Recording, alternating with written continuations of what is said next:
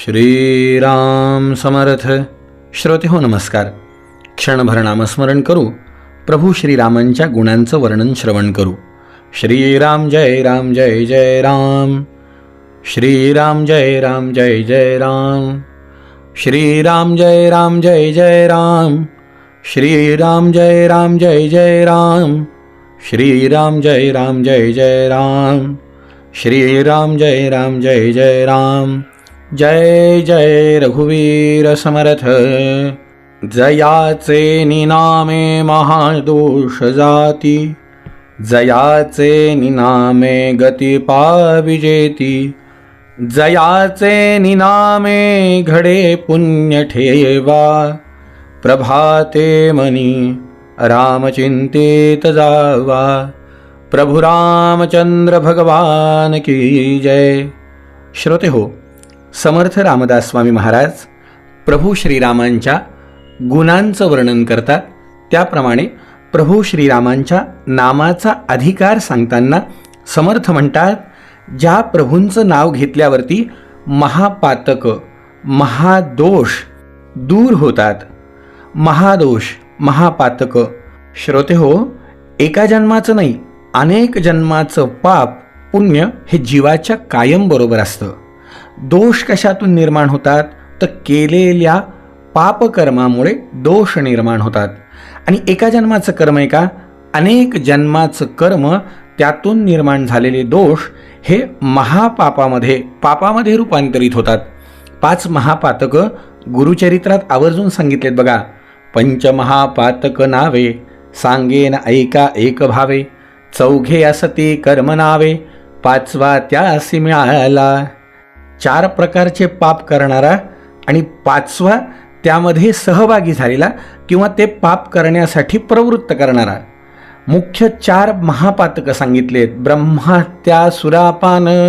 ब्रह्महत्या ज्ञानी पुरुषाची सत्पुरुषाची दिव्यत्वाचा साक्षात्कार प्राप्त झालेली ब्रह्मपदापर्यंत पोहोचलेली व्यक्ती, तिची हत्या म्हणजे ब्रह्महत्या. ब्रह्महत्या सुरापान अपेयपान मद्यप्राशन करणारा. एक ज्ञानी व्यक्तीची हत्या करणारा, दुसरा सुरापान करणारा. एखादा करी गुरुस्त्री गमन. एखादा आपल्या गुरुस्त्रीशी परस्त्रीशी गमन करणारा. सुवर्णचोर अथवा जाण. चौथा सुवर्ण चोरी करणारा. 5वा त्यात मिळालेला. हे 5 पातक मुख्य सांगितलेत. या पातकांनी माणसामध्ये निर्माण झालेले दोष. आणि उपपातक तर खूप सांगितले. क्षणाक्षणाला पावला पावलाला आपल्याकडनं काय चुका होतील. गुरुचरित्रामध्ये 28व्या अध्यायामध्ये अगदी त्या कर्मांची यादीच दिली आहे की ज्या कर्मातून माणसाच्या जीवनामध्ये पाप निर्माण होतं. आणि हे पापाची संचिते देहासी दंडना. केलेलं पाप देहाला भोगावं लागतं आणि भोगावंच लागतं. बघा, चुकतं का? श्रीमंत असो, गरीब असो, मोठा असो, लहान असो, एखाद्या मोठ्या पदावर विराजमान असो, एखादा सामान्य, पाप कुणाला सोडत नाही. ते जीवाच्या बरोबर कायम असतं. या जन्मात नाही, पुढच्या नाही, त्याच्या पुढच्या जन्मामध्ये पाप आणि पुण्य बरोबरच असतं. याचा संचय संपवावा लागणार आहे. आणि हे संचित आपल्याला जर बदलायचं असेल तर त्याच्यासाठी उत्तम उपाय समर्थ रामदास स्वामी महाराज म्हणतात की जयाचे निनामे महादोष जाती. ज्याचं नाव घेतल्यावरती हे महादोष जातात. संत सेना न्हावी सुद्धा म्हणतात, घेता नाम विठोबाचे पर्वत जळती पापांचे. पापांचे पर्वतच्या पर्वत जळतात. याचा दाखला देताना ते म्हणतात, वाल्या कोळी महाहत्यारी. समर्थांनी सुद्धा दासबोधामध्ये लिहिलंय की उफराट्या नामासाठी वाल्मिक तरला उठाउठी. महापातक करणारा, खूप पाप करणारा वाल्या कोळी इतके पाप केले होते म्हणतात की त्याला रामसुद्धा म्हणता येत नव्हतं. ज्यावेळेला देवर्षी नारद त्याला म्हणाले की तू इतकं पाप केलं, हे पाप तू ज्यांच्यासाठी केलं ते कोणी तुझ्या पापामध्ये वाटेकरी होणार आहेत का? त्यांनी जाऊन आईला विचारलं, बायकोला विचारलं, मुलांना विचारलं, सांगितलं प्रत्येकाने की आम्ही तुमच्या पापात वाटेकरी नाही. त्यावेळेला परत आलेल्या वाल्यानी देवर्षी नारदांना म्हटलं माझ्या पापात कोणी सहभागी होणार नाही, मी काय करू? तेव्हा देवर्षी नारद म्हणाले, म्हण राम त्याला रामसुद्धा म्हणता येत नव्हतं, तो म्हणायचा मरा, कारण त्याचं सगळं आयुष्य मारा आणि मरा याच्यामध्येच गेलं होतं. त्यांनी बघितलं मरा, शेवटी देवर्षी नारदांनी त्याला मरा मरा म्हणायला सांगितलं. आणि समर्थ म्हणतात उफराट्या नामासाठी उलटं नाव घेतलं. वाल्मिक तरला उठा उठी, चरित्र बदला शतकोटी, रघुरायाचे श्रीराम. एवढे महापातक करून सुद्धा देवर्षी नारदांनी सांगितल्याप्रमाणे भगवंताचं नाव उलटं घेतलं, पण श्रद्धेने घेतलं, निष्ठेने घेतलं. आपल्याला माहिती आहे दुसरी बाजू फार महत्त्वाची आहे की ज्या वेळेला नाम घ्यायला बसला त्यावेळेला पुन्हा देवर्षींची स्वारी येत नाही तोपर्यंत त्यांनी जागा सोडली नाही. आजूबाजूला वारूळ झालं, अंगावरचं रक्त, मांस, कातडी सगळी किड्यांनी खाऊन घेतली, पण वाल्मिक ऋषींची स्वारी मरा मरा म्हणत होती. देवर्षी नारदांनी त्यांच्या डोक्यावर हात ठेवला. आदरणीय गंधे महाराज म्हणतात एका कागदावर मरा मरा लिहा, एक म खोडून टाका पहिला आणि तो शेवटी लिहा. बघा सगळा कागदभर राम राम राम राम होईल. देवर्षी नारदांनी एवढंच केलं. यांनी मरा मरा म्हटलं, त्यांनी पहिलं खोडलं आणि शेवटी लिहिलं. याची पुण्याई जमा झाली आणि त्या पुण्याईनी महादोष जाऊन वाल्मिक ऋषींची स्वारी प्रभूंचं दिव्य चरित्र लिहिण्यासाठी भगवंताची प्रेरणा प्राप्त करती झाली. ही नामाची ताकद आहे. पुढे समर्थ म्हणतात जयाचे निनामे गती पाविजेती. याबद्दल आदरणीय गंधे महाराज कायम म्हणायचे की गतीचे दोन प्रकार आहेत, एक जिवंत असताना मिळती ती आणि एक मेल्यावर मिळती ती. आता आपण मरणार, आपल्या पिंडाला कावळा शिवून मग आपल्याला गती मिळणार हे पाहायसाठी आपण तर तिथे नसणार. मग पहिली गती महत्त्वाची आहे की आपण जिवंत असताना आपल्या प्रत्येक कामामध्ये आपल्याला गती मिळाली पाहिजे. जो निश्चय आपण केला तो पूर्णत्वाला गेलाच पाहिजे. याच्यासाठी काय लागतं तर पुण्याई लागती. आणि ही पुण्याई कुठून मिळती? ही गती मिळण्यासाठी, ताकद मिळण्यासाठी आपल्याला भगवंताचं नामस्मरण करावंच लागणार आहे. ते म्हणतात जयाचे निनामे घडे पुण्य ठेवा. ज्याचं नाव घेतल्यावरती दोष जातात, ज्याचं नाव घेतल्यावर उत्तम गती मिळते, ज्याचं नाव घेतल्यावरती पुण्याईचा ठेवा घडतो, त्या पुण्याईनी पुण्यैर यशो लभ्यते. पुण्य जवळ असलं की यशाची प्राप्ती होती. यशाची, पुण्याईची प्राप्ती करून देणारं भगवंताचं नाम. आपल्याला ज्ञानेश्वर माऊलींनी सुद्धा सांगितलंय भगवंताचं नाम हरी उच्चारणी अनंत पापराशी जातील लयासी क्षण मात्रे. एका क्षणामध्ये सर्व पापांचा नाश होईल. पण एक गोष्ट महत्त्वाची आहे बरं का, अज्ञानात घडलेल्या पातकांचा. नाही तर आपण म्हणू इकडे नाम घ्या आणि इकडे पाप करा, तर असं नाही आहे. आपल्या अज्ञानामध्ये घडलेल्या पातकांचा, ज्याचं स्मरण आपल्याला नाही, त्या पातकांचा नाश, अनाहूत अचानकपणे घडलेल्या पातकांचा नाश, त्याला घालवण्याचं काम कोण करेल तर भगवंताचं नामस्मरण करेल. श्रीमद भागवतात सुद्धा आपण ऐकतो यत् फलम नास्ति तपसा. तप करून जे फळ लवकर मिळू शकत नाही, न योगे न समाधीना. योग साधना करून जे फळ मिळू शकत नाही, तत्फलम लभते सम्यक कलौ केशव कीर्तनात. ते सगळे फळ केशव कीर्तनात भगवंताचं नामस्मरण करण्याने मिळतात. आता मनामध्ये शंका येऊ शकते की ज्यावेळेला श्रीमद भागवत सांगते की यत् फलम नास्ति तपसा, तपानी योगानी जे फळ मिळत नाही, माऊलींचंही वचन अनेक जण ऐकतात, सांगतात की माऊली म्हणतात की या कलियुगामध्ये योग याग वेधी येणे नो हे सिद्धी व्हायाची उपाधी दंभरम. म्हणजे त्याच्यात ताकद नाही का? मंडळी असं नाही आहे. हा गैरसमज टाळला पाहिजे. तपामध्ये योगामध्ये ताकद नाही आहे अशातला भाग नाही आहे, पण कलियुगाच्या माणसाची वृत्ती, कलियुगामधलं वातावरण, या सगळ्या गोष्टींमुळे हे ज्या पद्धतीमध्ये झालं पाहिजे, ज्या पद्धतीमध्ये तप झालं पाहिजे, ज्या पद्धतीमध्ये योग झाला पाहिजे, त्याच्यासाठी लागणारी तपश्चर्येसाठी लागणारी मनाची तयारी, शरीराची बैठक, त्यागाची भूमिका ही कलियुगामध्ये माणसाकडे नसणार आहे. योगबलाची प्राप्ती करण्यासाठी लागणारं ब्रह्मचर्य, मनाचं, बुद्धीचं, शरीराचं, हे माणूस नाही आहे. कलियुगातल्या माणसाकडनं हे शक्य नाही. म्हणून कलियुगामध्ये या पद्धतीने जाणं अवघड आहे, ते जमणार नाही. त्याच्या पर्यायी तेच फळ प्राप्त करून देण्यासाठी भगवंताचं नाम आहे असं संत सुचवतात, असं शास्त्रकार सुचवतात. म्हणजे याचा अर्थ आपण असा उलटा घ्यायचा नाही की बाकीच्या साधनांमध्ये ताकद नाही. साधनांमध्ये सगळ्या ताकद आहे. दिल्लीला जायचं म्हणल्यावरती विमानही सोडणारे, रेल्वेही सोडणारे, आपली गाडी पण आपल्याला दिल्लीला घेऊन जाणारे, पायीसुद्धा आपण जाऊ शकणारे. पण आपण विमानाने जाऊ शकत नाही. आपल्या कुवतीची, आपल्या परिस्थितीची मर्यादा आहे.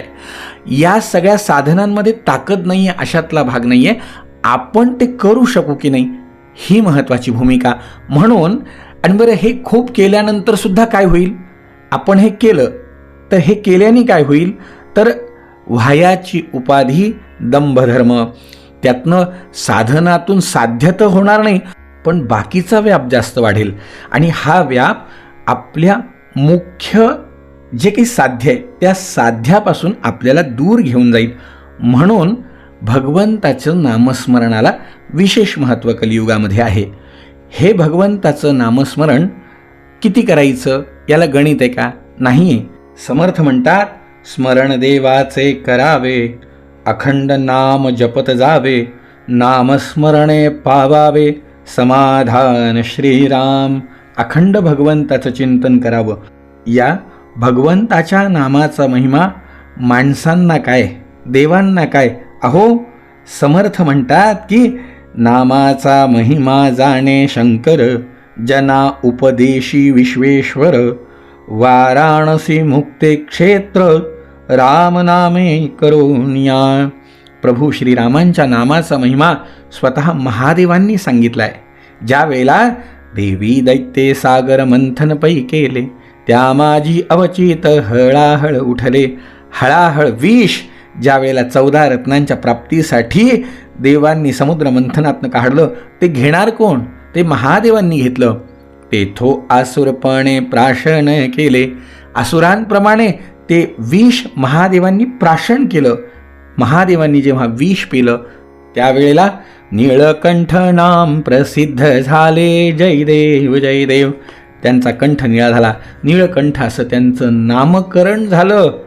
ते विष जेव्हा दाह निर्माण करायला लागलं त्यावेळेला सगळे प्रयोग करून बघितले. भाळी अर्धचंद्र, माथी शुभ्र गंगा.